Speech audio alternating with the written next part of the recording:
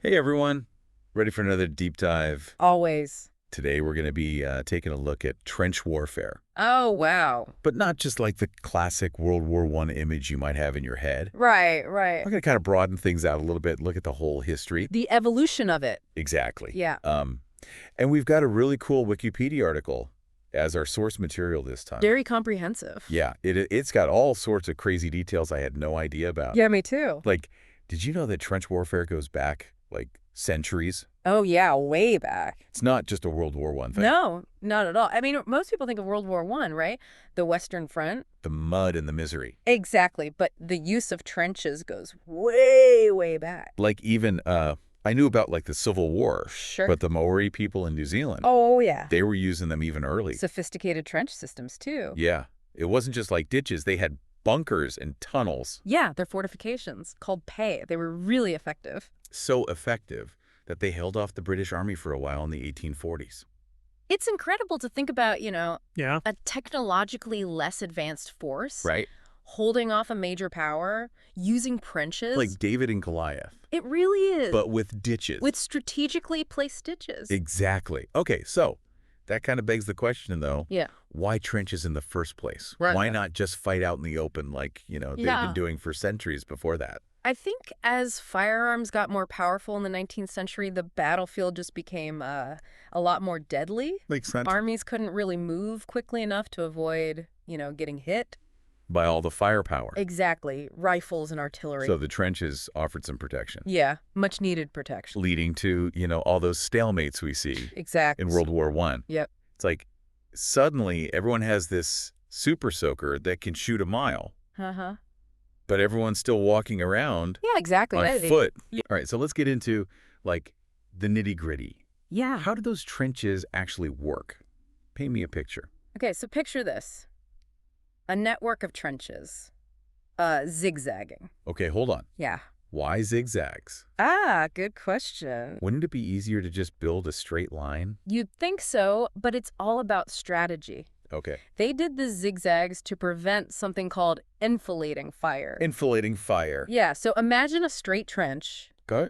If the enemy got a machine gun at one end, Uh-oh. they could just mow down the whole line. Right. But with the zigzags, they break up the line of sight. So it's like dividing the trench into smaller Yeah, compartments. compartments so it's more defensible. Exactly. Much harder to hit everyone at once. That's clever. Yeah, they had to think about these things. So, okay, what was it actually like, though, to live in one of these things? Oh, man. Forget about the battles for a second, just the day-to-day experience. Well, imagine, Right. spending days, weeks even, Oh, gosh. in this cramped, muddy ditch, constantly knowing that, death could just, Rain down. rain down from above at any moment. That's intense. It was. And it was so bad that, Yeah, typically a soldier wouldn't spend too long on the front line right. to manage that stress, Yeah. like a week or two at most. I can't even imagine. Yeah. So it wasn't all, like, massive battles. Oh, no, even in the quieter sectors, it was still dangerous. Like, what else was going on in those trenches?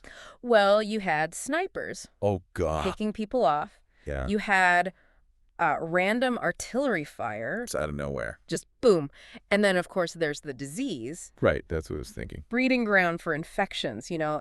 like trench foot Oh, yeah, I've heard about from the dampness. That sounds awful. And the lice spreading trench fever, Oh, I've heard of that, too. debilitating illness, could have long-term effects. So, like, even if you weren't getting shot at, Yeah, there were all these other things to worry about. exactly. Danger everywhere. Gosh, and I know we can't forget about the rats. Oh, yeah. I read that they were A huge problem. a huge problem in the trenches. Millions of them Really? feeding on, the garbage and even the Oh, corpses. that's grim. Yeah. Spreading disease, too, right?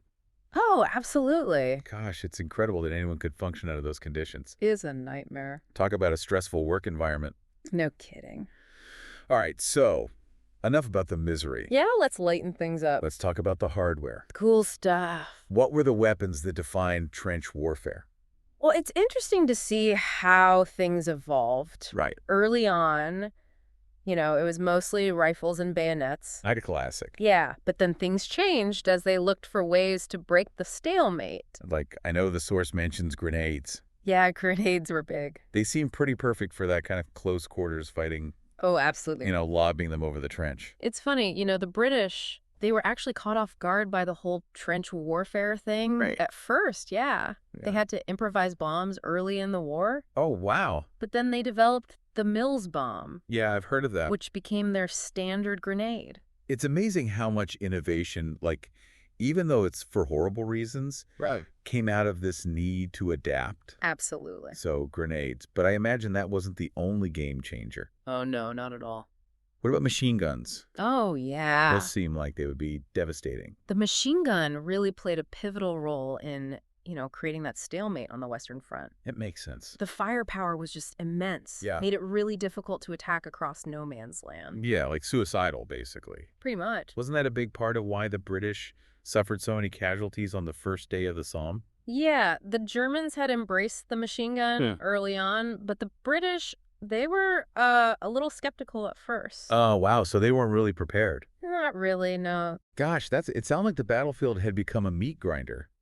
It really had. Were there any other, like, significant weapon development? Oh, tons. The Yeah. article describes all sorts of new things: flamethrowers, mortars, Wow. even submachine guns like the German MP-18, What was that one for? designed specifically for close quarters trench fighting, So they were just, like, coming up with anything they could. throwing everything they had at it. Can you imagine, though, the sheer volume of firepower It's mind-boggling. in such a small area? Oh, yeah. It must have been just an inferno. When things got heated, it was just chaos. And we can't forget the big guns. The artillery. The artillery. Yeah, the article talks about this massive German 420-millimeter howitzer. I read about that. It's insane. It could fire a 1-ton shell over 6 miles. That's insane. And, they developed all these new tactics, too. Oh, yeah. Like, Creeping barrages, what's that? designed to cover the advancing troops. So they were just, like, throwing everything they could at the enemy. Pretty much. It's incredible how much innovation happened in such a short period. War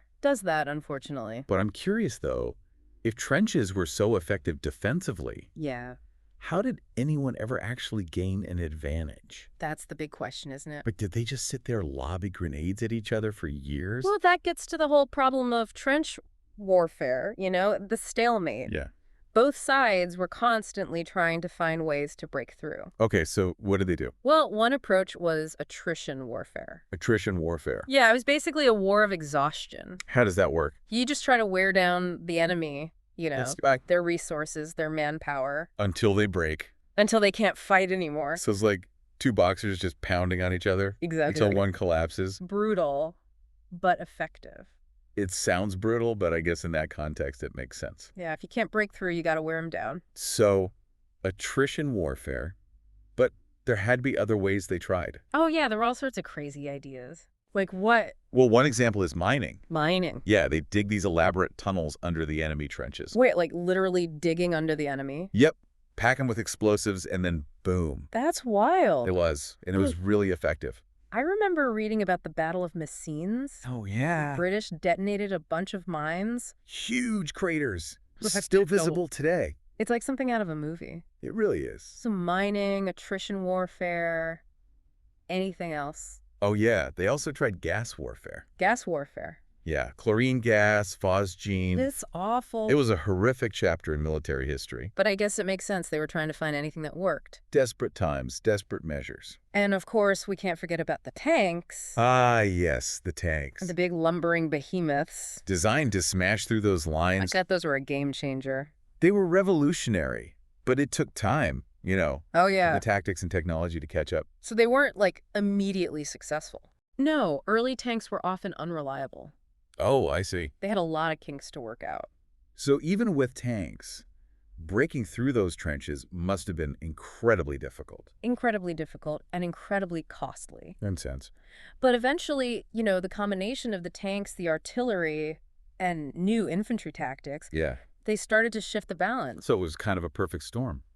In a way, A yeah. combination of things. That finally broke the stalemate. So it wasn't just one thing that ended trench warfare. No, it was a combination of factors. It's amazing how this one tactic, though, Yeah. led to so much innovation. Both in terms of weaponry and strategy. It's a fascinating period of military history. Absolutely. Tragic, but fascinating. For sure. And I think we've only just scratched the surface here. Oh, yeah, there's so much more to explore. So let's take a quick break, Catch your breath. regroup. And when we come back, we'll delve into the legacy of trench warfare and its impact on modern conflicts. Sounds good. See you in a bit. Yeah. All right, so we've really gotten into the nitty-gritty of life in the trenches. Yeah, all the grim detail. The weapons, the tactics. The misery. But it's interesting to think about like how this type of warfare, even though it was so horrific, how it influenced military thinking. Even after World War I ended. Yeah, like did it have any lasting impact? Oh, absolutely. I mean, full-blown trench warfare. Yeah. On the scale of World War I, it didn't really come back. Right. But the article mentions that there were a few conflicts where it popped up again. Okay, like what? Well, like the latter stages of the Chinese Civil War, the Korean War. That makes sense. Yeah. But by then, wasn't everyone moving towards those combined arms tactics? Right, exactly. Like, how does that fit in with trenches? Well, that's the thing, the evolution of combined arms. Yeah. Coordinating infantry, tanks, artillery, air power. Right. That's directly related to what they learned from the stalemate of trench warfare. So, like, they realized that just throwing bodies at trenches wasn't going to work. Yeah, they needed a more sophisticated approach. And that led to the development of, like, modern warfare tactics. Exactly. As those tactics evolved, yeah, the need for those massive static trench systems, it kind of decreased. So it's like the horrors of World War I actually spurred on this new way of thinking. I think so, yeah. About warfare. It forced them to adapt. But it's funny, though, the article mentions how NATO forces during the Cold War, they were still training to fight against like Soviet-style trench systems. Yeah, that's interesting, isn't it? It makes you wonder if, like, on some level, they were still haunted by that specter of trench warfare. Maybe, even as technology and tactics evolve. Yeah, like they couldn't shake that image of, like, stalemate, the endless trenches. And, the Soviets, they were known for their elaborate trench system. Right, in World War II. So it was a legitimate concern for NATO. So even though large-scale trench warfare became less common, the idea of those fortified defensive lines, it never really went away. It's like a ghost that keeps coming back. And that ghost is still kind of lingering today, right? You think so? Like, even in our age of high-tech warfare, you see elements of trench warfare in modern conflicts. Absolutely, especially when mobility is limited or there's a strategic location to hold. Like the Iran-Iraq War, right? Exactly. The article talks about how they used trenches extensively. Yeah, I remember reading about that. The terrain and the nature of that war made trenches a viable option. So it's not like trenches are completely obsolete. Not at all. They still have their uses in certain situations. Right, and the article also mentions the siege of Sarajevo. Oh, right, in the 90s. Yeah, that was a brutal conflict. So even in urban warfare, sometimes those basic forms of defense come into play. It's a reminder that, like, the lessons of the past, no matter how brutal, they never really go away. Are there any other present-day examples of trench warfare? Oh, absolutely. That might surprise our listeners. Well, think about the front lines in Korea. Okay. And the line of control in Kashmir. Right. Essentially fortified trench systems. Wow. Still manned, still potentially volatile. So even in the 21st century, we have these echoes of World War I. That's kind of a sobering thought. It is. It really underscores that enduring legacy of trench warfare, both in terms of tactics and, the potential for conflict. It's amazing how something so specific to one period can still have such a long shadow. And speaking of legacy, the Wikipedia article really gets into the cultural impact. Oh, yeah. That's important. Of trench warfare, which is profound. What do you mean? Well, it's become the symbol, of the futility and brutality of war. Yeah, I can see that. It's a cautionary tale. That resonates even today. For sure. I mean, those images of soldiers going over the top into machine gun fire. It's like seared into our collective memory. It's hard to imagine a more potent symbol of the horrors of war. And the Wikipedia article uses the first day of the Psalm as an example. Yeah, tens of thousands of casualties. In a single day. It's almost impossible to grasp. The scale of the carnage. Yeah, it's mind-boggling. And I remember reading about the outrage that followed. Oh, yeah. Like the feeling that those in charge, they had no idea what they were sending these young men into. Exactly. Wasn't there a phrase? Yeah. Something about donkeys? Oh, yeah. Lions led by donkeys. That's it. Which really captured that feeling. That the soldiers were brave. Yeah. That the commanders were incompetent. It really reflected the disillusionment and the anger that people felt about the war. Trench warfare became synonymous with stalemate, attrition, pointless sacrifice. And that sense of futility, of lives wasted. It permeates so much of the art and literature. That came out of World War I. Yeah, think of Wilfred Owen's poetry. Or Eric Maria remarks, "All quiet on the Western Front." They don't hold back. No, they give you a very visceral and unflinching look at the reality of trench warfare. And they've really shaped our memory. Our collective memory of that conflict. And even though trench warfare has faded from the battlefield, at least in its classic form, its legacy continues to haunt us. It serves as a reminder, Yeah. of the human cost of war. The importance of peace. Absolutely. This has been, I have to admit, a pretty dark, deep dive. Yeah, it's heavy stuff. But incredibly insightful. It's important to remember. We've gone beyond just the tactics and the technology to understand the real impact of trench warfare. On our culture, our understanding of war. Exactly. And I think that's what makes these deep dives so fascinating. I agree. We really get to, dig beneath the surface. And unearth the deeper meaning. And now, I know you have a final thought-provoking question. I'm due for our listener. Something to ponder. As we emerge from the trenches. Back into the daylight. All right, so here's that question. Hit me with it. Could trench warfare, as outdated as it seems, could it ever make a comeback? Ooh, that's a good one. In modern conflicts, it seems like with all the technology we have now, drones, cyber warfare, missiles. Yeah, hypersonic missiles, it seems like trenches would be completely useless. You would think so, right? Yeah. But remember, we've already seen how trenches have kind of persisted. Right. In more recent conflict. Yeah, like we talked about the Iran-Iraq war. Exactly. And Sarajevo. Yeah, and then there's those fortified borders. Oh, right, in Korea and Kashmir. Still active. It's like, even with all our fancy technology. Some things never really change. Yeah, because at the end of the day, war is still about... It's about territory. Control. It's about holding key locations. Trenches, at their core. Yeah. It's a way to dig in. Dig in and defend. Hold your ground. So you're saying that as long as there's a need to, defend a specific position? Yeah.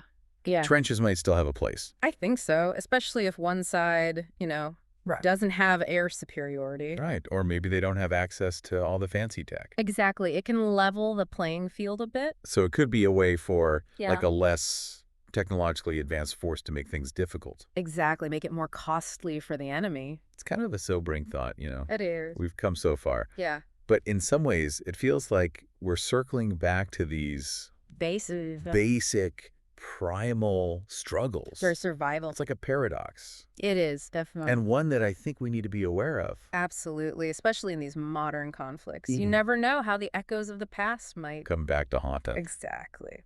Well, this has been an amazing deep dive. I agree. I started out thinking trench warfare was, pretty straightforward. Right. But it's so much more complex. So much depth to it. It's like a testament to the power of digging deeper. Literally and figuratively.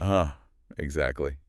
And for our listener, if this deep dive has, sparked your curiosity. Piqued your interest. There's so much more out there to explore. Oh, yeah. Tons of books, documentaries. Personal accounts. Dive into the battles, the technology. The human stories. It's a history we should never forget.